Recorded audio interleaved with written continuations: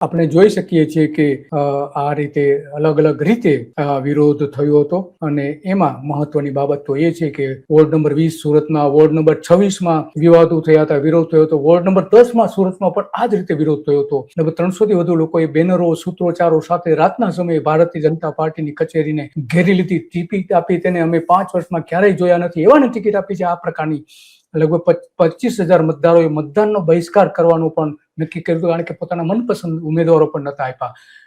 બારડોલીમાં પણ આ જ રીતે વિરોધ થયો હતો. બારડોલીમાં પણ ઘણા બધા લેતા હોય કે બારડોલી નવરચિત અંબિકા તાલુકા પંચાયતમાં ભાજપનો ભડકો થયો હતો. નવસારીમાં પણ કે જે આપણા ભારતીય જનતા પાર્ટીના ભૂતપૂર્વ પ્રદેશ પ્રમુખ CR પાટીલનો મત વિસ્તાર છે, ત્યાં નવસારી જિલ્લા પંચાયત, મહાનગરપાલિકા, નગરપાલિકા, તાલુકા પંચાયત 40 બેઠકો પર ભાજપના ઉમેદવારો બિનહરીફ જાહેર કરવા પડે એવી પરિસ્થિતિ હતી. એ કેન પ્રકારે ત્યાં મોટા પ્રમાણમાં વિરોધ થયો હતો. નવસારી જિલ્લામાં 30 બેઠકો પર ઉમેદવારી ફોર્મ રદ કરી દેવામાં આવ્યા હતા. વોર્ડ નંબર 13માં પણ વિરોધ થયો હતો અને ત્યાં સગાવાલા પૂર્વ ચીફ ઓફિસર જે છે એમના સગાવાલાઓને ટિકિટ આપી દેવામાં આવી હતી. 3 લોકોને. ગણદેવીમાં પણ એ રીતે વિરોધ થયો હતો. 21 ઉમેદવારો ત્યાં બિનહરીફ જાહેર કરવા પડ્યા. રાજકોટ મહાનગરપાલિકામાં તો પારાવાર વિરોધ થયો હતો. વોર્ડ નંબર 7માં સૌથી વધારે વિરોધ થયો હતો. એના કારણે પુરુષોત્તમ રૂપાલાને ત્યાં દોડાવવા પડ્યા હતો. Ward number 13માં